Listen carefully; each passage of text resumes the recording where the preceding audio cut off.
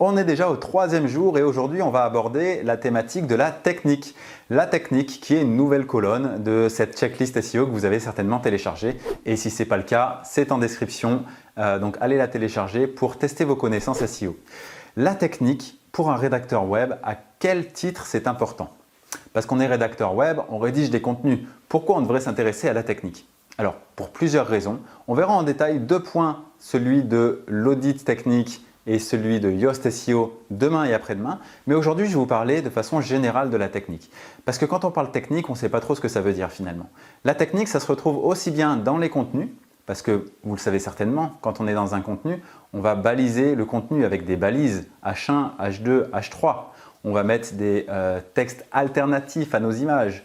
On va mettre tout un tas de choses comme ça qui vont venir agrémenter le texte, lui donner du poids à différents endroits. On parle également des balises title, métadescription.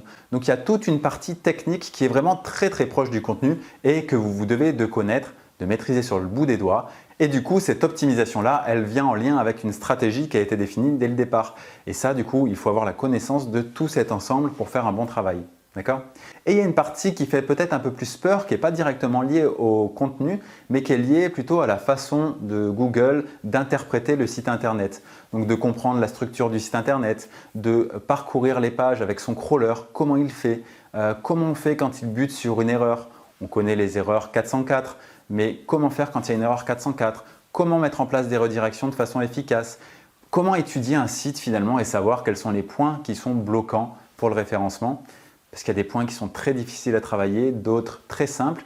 Donc, comment arriver à déjà donner les bonnes préconisations à son client? Et ça, c'est ce qu'on va voir dans l'audit technique SEO, du coup, dont on parlera demain. Si vous n'avez toujours pas la checklist, elle est en commentaire, allez la télécharger. Et puis, on se dit à demain. Sinon, n'oubliez pas de vous abonner à la chaîne, de cocher la petite cloche pour être tenu au courant des prochaines vidéos et de liker cette vidéo si elle vous a plu. Et on se dit à demain.